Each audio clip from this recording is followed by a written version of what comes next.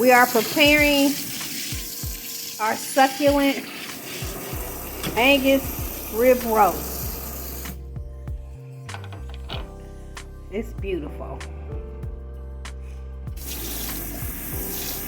We killed the cow, but we didn't want to film that. We thought it would be a bit much. Anywho, look at that marbleization.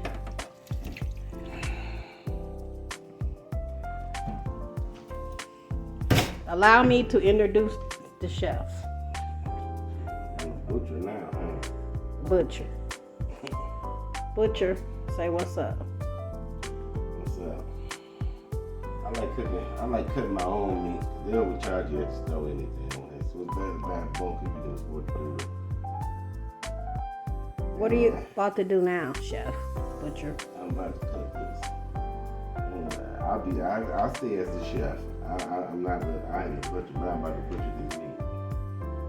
But so I cut my own steaks. And we look for fat inside because fat will give you that nice tender, and what tenderizes the meat. So you want meat with fat in it.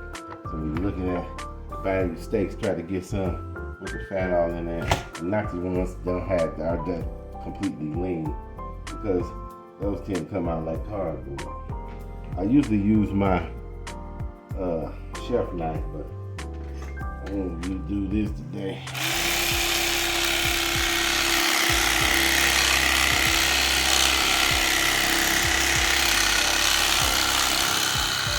Beautiful. Yeah, like absolutely beautiful. See that fat all in between there? Now that's a good steak. See, and that's what we look for when we picking steaks. We look at that end and we look at the other end and see how much fat flow through. You really can't tell until you cut it, but that's a good one. Look at that. Beautiful. You see all that in there? And this is, but this is Angus. This is USDA Angus. Yes. I like cutting mine 2 fingers thick. 2 fingers. Which is about 1 inch steak. I usually get a pound steak out of that. And I like mine 1 finger thick.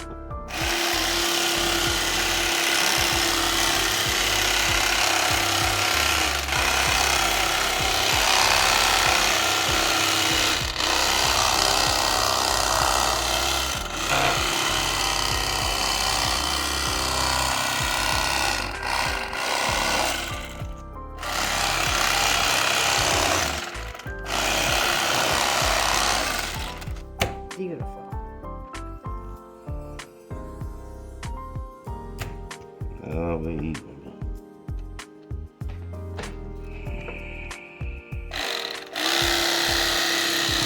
I like mine 3 fingers. I like mine 3 fingers thick. And they like theirs 1 or 2 fingers thick.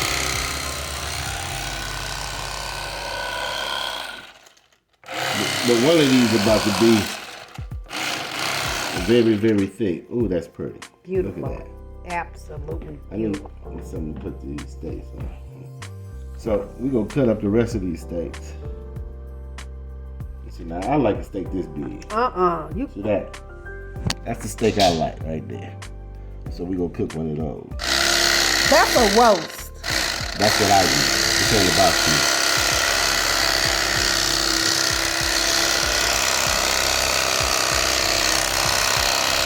You notice how I waited until I found out what a good marbleization was before I cut my big steak? Oh, yeah, you did.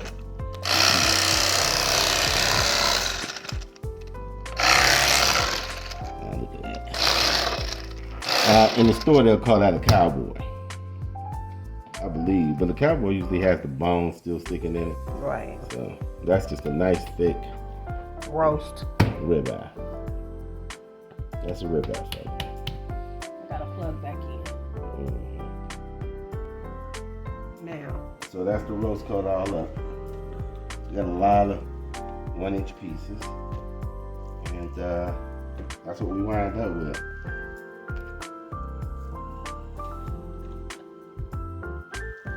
And Beautiful. This is for them. This is for me. almost reminds you of a Delmonico. Beautiful.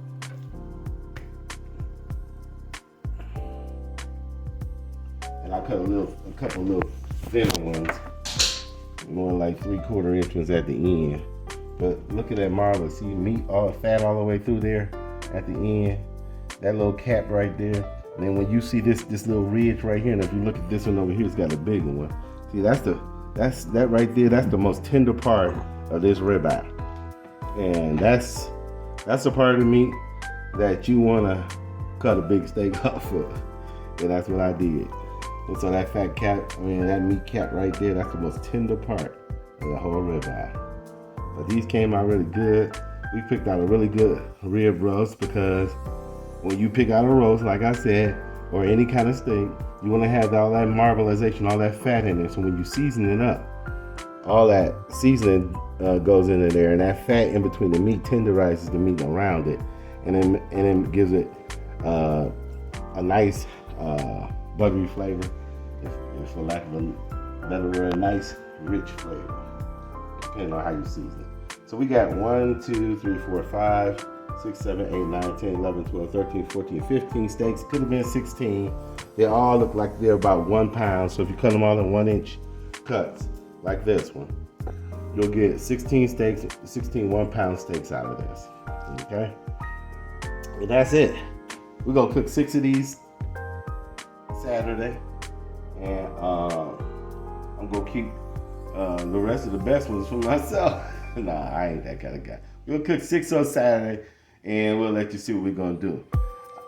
How they turn out. I also bought some maitake mushrooms to cook with them, and I don't know if you know anything about maitake mushrooms, but the Chinese love them. They are one of the most adored mushrooms in the mushroom family, and they're also called hen of the woods, something like that. But anyway, Big Will's out, deuces on our meat channel. Bye.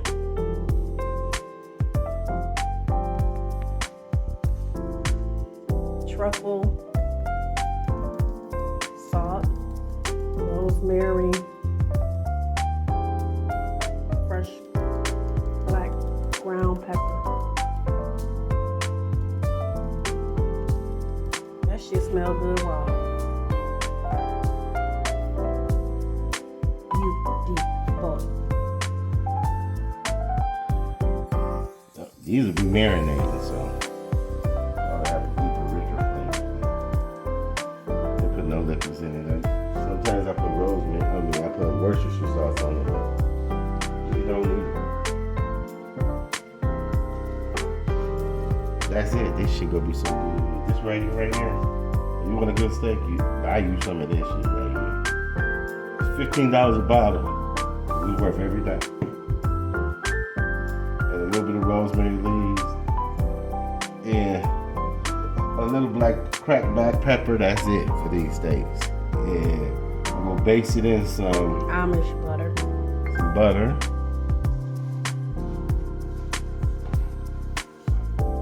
Down in the cabinet, the last one. Some of this salted butter here. We'll melt some of this down, put it in the skillet, while we cooking these steaks on the grill. We'll be basting it with this butter. Deuces. Big Wheels out.